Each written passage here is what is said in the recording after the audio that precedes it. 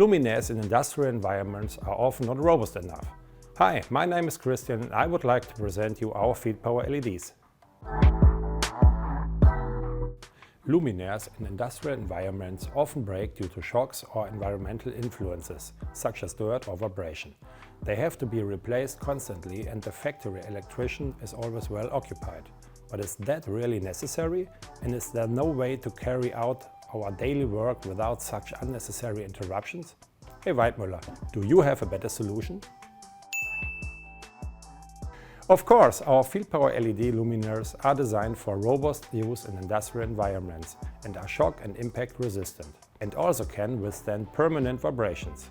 Thanks to the new IP67 protection, they can even be used outdoors, for example on conveyor belts exposed to the elements. They make sense in many industries with low to strong environmental influences on the lamp and are real cost saving compared to the frequent replacement of conventional lamps. For more information, see the links in the video description. Thanks for watching, see you in the next video.